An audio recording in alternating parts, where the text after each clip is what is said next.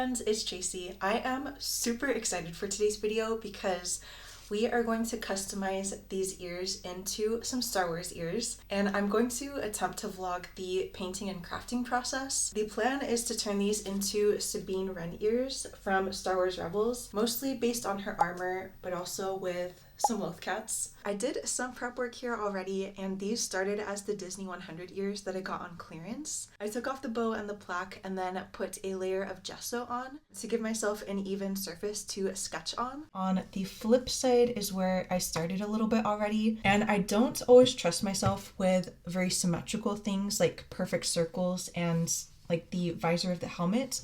So I created some little stencils for myself first, kind of self-explanatory, but I put those on and then traced it with gel pen, went in with the paint, which I am using some acrylic paints, a mixture of different Liquitex ones and Winsor and Newton, which might be kind of scandalous if you are an art person, because this one is kind of a fancy paint, but I like how pigmented it is and the quality of it. Sometimes with cheaper craft paints and cheaper acrylic paints, they are very thin and sometimes chalky, which I don't really like. So I'm using a mixture of these guys with a little bit of a secret ingredient, which is some fabric medium, also from Liquitex. This I just use a little splash of when I'm mixing up my colors. That's the best way I can think to describe it. I just kind of eyeball it and throw it in. What the fabric medium does is it makes the paint a little bit more flexible, a little bit of insurance so it doesn't crack once it dries. I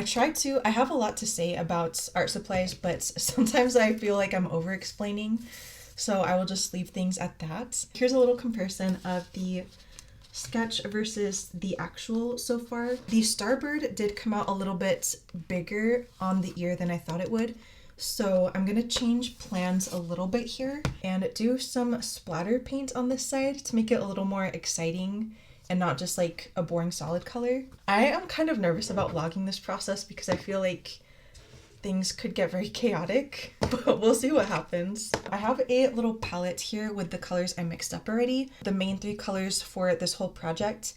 And since the background is this dark red color, I think I'm gonna splatter some purple and save the orange for the Starbird. So I'm gonna use a fan brush and get this very, very wet POV of the situation here. And I only want the splatter to go on this ear, so I am going to protect the rest of it just by putting some paper there. Thinned out the purple enough to get it kind of liquidy. So what I am gonna do, I think I need a bigger brush. I'm so nervous about this. I am going to just whack it and hope that the splatter goes okay. Here we go.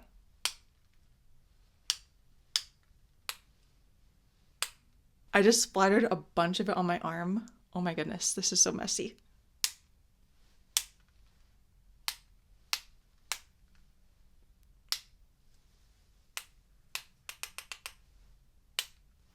Okay, that went well enough that I am happy with that. And it looks like the rest of it was protected okay. But while that purple is still wet, I definitely want to get rid of some of it in the Starbird area. Very carefully, I'm going to take a wet paper towel and like make a little tiny corner of it to clean that up a little bit. And that purple like got all over my arm too. So I'm just going to recycle this paper for that. Splatter can dry kind of bumpy, and I don't want bumps to be showing underneath the orange of the Starbird. So that is why I want to get rid of these guys in here. Okay, that wasn't too bad. I'm still nervous about bumps being inside the area I want to be orange. So I'm gonna take this tiny little soft brush and just smooth out anything that's left on there. The more I am looking at this, the more I feel like I want some dark purple splatter in there too, which I probably should have done while I was still splattering, because then I'm just gonna have to wipe off this area again, but whatever. I'm just gonna go for it. So same deal here. I just took a little bit of purple paint and mixed into my water mixture that I messily did in the corner here. Here we go again.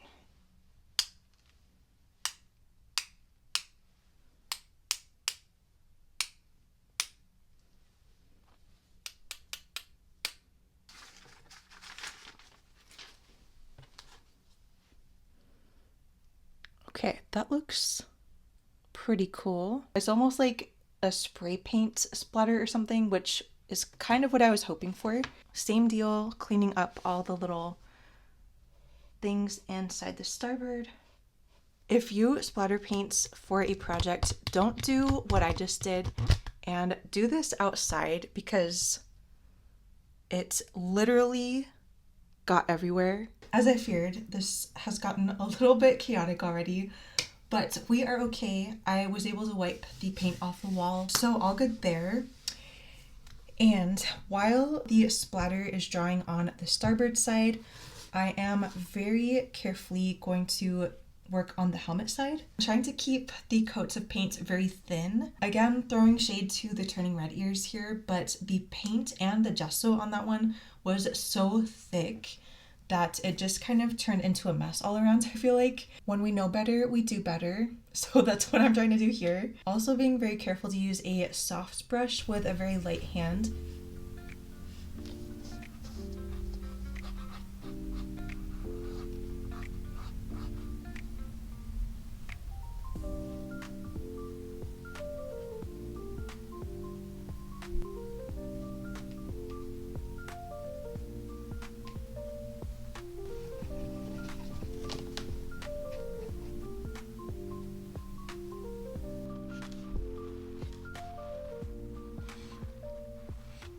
Here is how we are looking.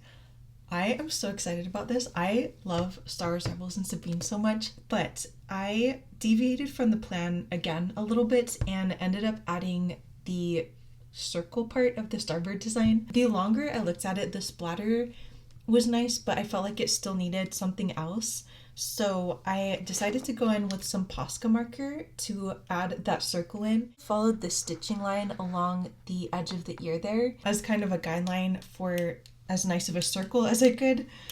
But yeah, and the reason why I chose white for this and the first starboard layer is because the orange that I want to use is not as pigmented as I hoped it would be. This side is at 2 coats on the helmet part, but it's still not quite opaque yet. So learning from that, I diverted plans here a little bit. Side note about Posca pens, these are really nice and fun to use, but I find that they can be a little bit matte and chalky-ish, which is not the texture that is my favorite, I'd say. They're good for small details like this, but filling in like big solid areas, I don't like to use these for that. It's best to let the paint dry completely 100% before putting the next layer on. We're not quite there yet for this side, but I think dry enough to start working on the back side. So I'm going to use a tube of paint to kind of prop up the ears a little bit. So the plans for this side are to do the loth cats and then some stripes. This is going to take some strategy because I do want to do some orange splatter over this purple part here. A ruler to sketch that on super carefully without messing with that side too much.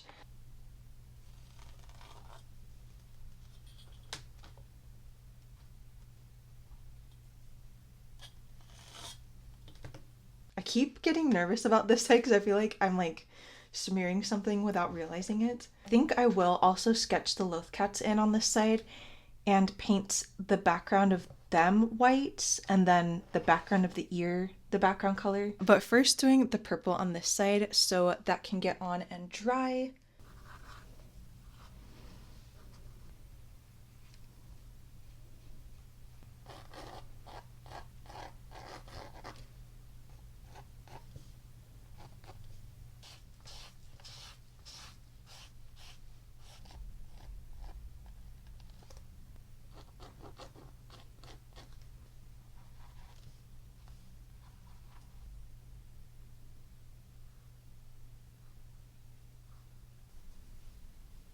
Ended up doing the dark red color as the background on the loth cat side because I felt like it fit the color palette a little bit more. Plus, I overmixed it and I have a ton of it left. Now I think I'm at the stage where I want to do the drip splatter. So we're going to try this again and hopefully not make a gigantic mess this time. Clearly I don't learn because I'm doing this indoors again. Oh dear.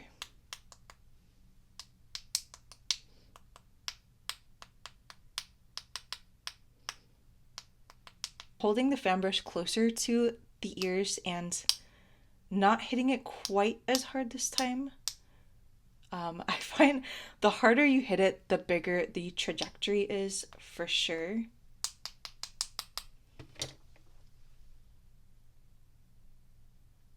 I don't really know what I'm doing. I'm kind of just winging it here, I feel like. And tip it.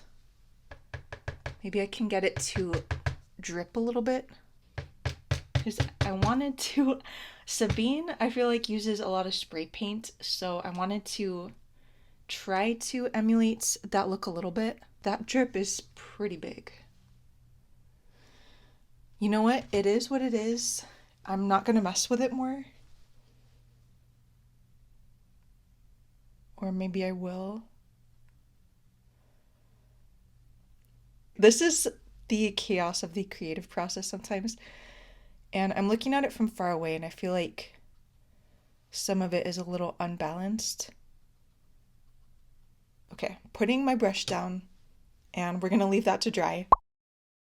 Today is a new day and here is how we are looking. So far everything has dried pretty well. I think the only thing that might need a little bit of touch up is the orange and the splatter. But yeah, that should be an easy fix and I'm fairly confident that I can finish these today. So let's get to it. The colors that I had mixed up are saved with a little plastic wrap on there because I let it sit out overnight. I started to touch up the orange a little bit, but then I was like, wait, that doesn't really make sense because it takes away from the authenticity of the splatter. So I didn't really do much, but on the very edge where it touched the white part, I added a tiny bit of orange and just flattened it down with my finger. White I touched up on both sides. So very carefully I'm going to proceed to this side and I think use a tube to hold that up so the back side can dry.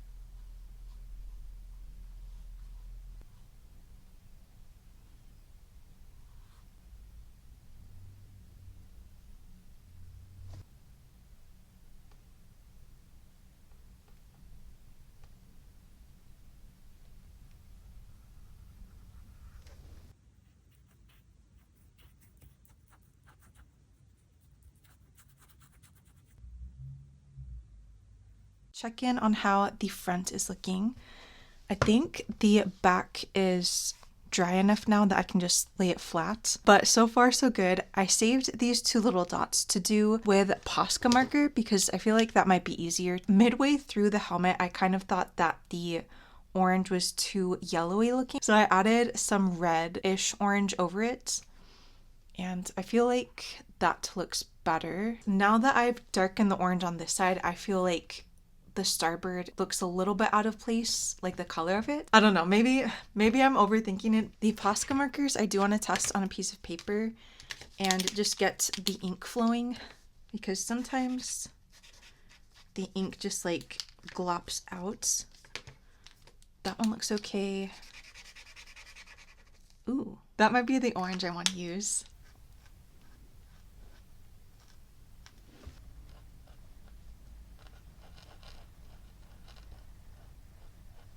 Very cautiously, I am going to start on the line work, and I already splashed a tiny bit. Thankfully, that's not too difficult to get rid of. Having a wet paper towel on hand for things like that is like a lifesaver. But anyways, we're just gonna go right into it and pray that this works out.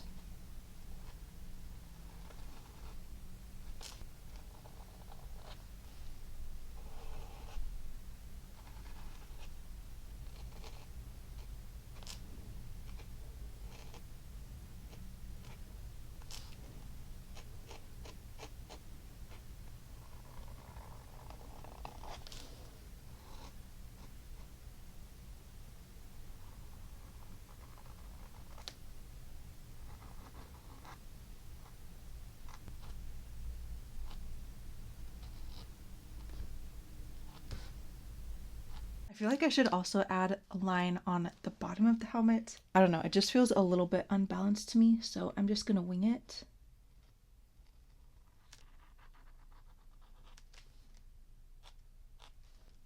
I don't know how I feel about that.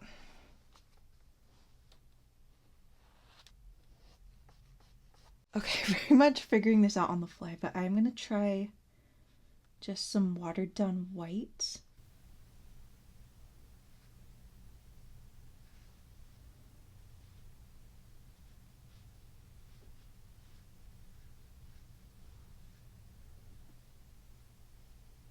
The white kind of bled out, but I think that's fine. I can always touch up with some black once that's dry again too. Sometimes artwork looks different when you look at it from further away, and I like how this is looking so far a lot. One thing I forgot about is the headband itself. I don't know, I kind of want to leave it just black, and I did leave a little patch here that I forgot to paint. So I could probably do that while the rest of this is drying. It's kind of funny how these ears started as like a lavender purple, and I painted a lot of it back that color.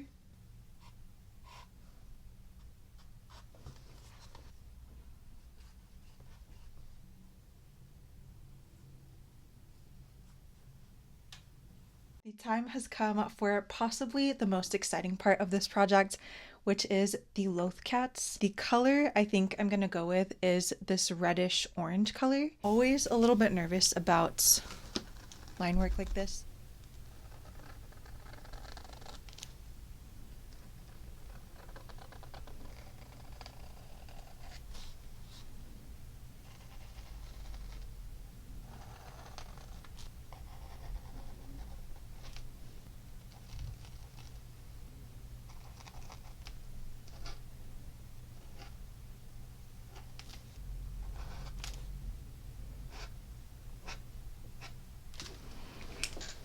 Oh my lord.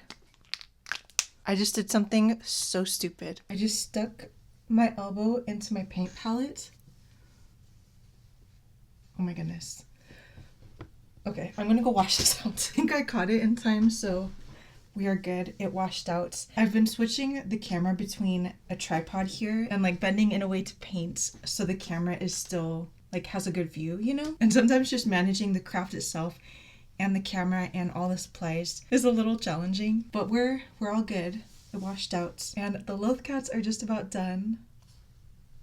I'm so excited. I'm so excited. And we made some pretty good progress today. I'd say like 99% of the way done now. Just a couple other little touch-ups, like I smudged some orange and the white right there. Super quick finishing details is the only thing left here. So I'll do the finishing touch-ups and then report back once everything is dry. Welcome to day 3 of the Sabine ears project.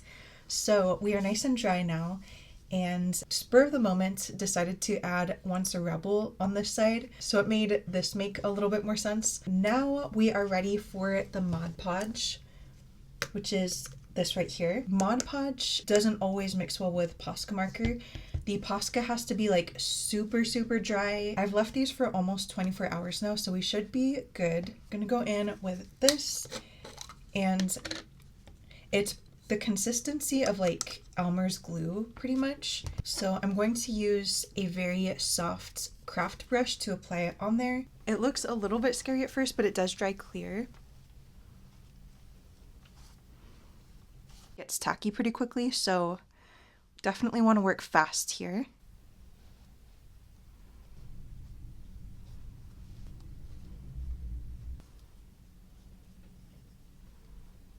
It has been a few hours now, and the Mod Podge is fully dry. So here are the final results. I'm so excited with how these came out. I did make one last minute adjustment, which was making the starboard a darker orange to match this part of the helmet, which I feel was the right decision, because I tried them on once and from far away it looks like yellow instead of orange. The back is looking like this. Cute, I feel, but I feel like I might workshop it a little bit more. From the front and the back, the back design looks a little more flat than I kind of anticipated. But overall, I am super happy with how these came out. I cannot wait to style them for a park outfit. A Sabine themed outfit, of course. So that was quite the experience of vlogging the crafting process, but hopefully documenting the process was worth it, and I hope that you might have enjoyed it. Thank you so much for watching and for being here, and I hope to see you in the next one.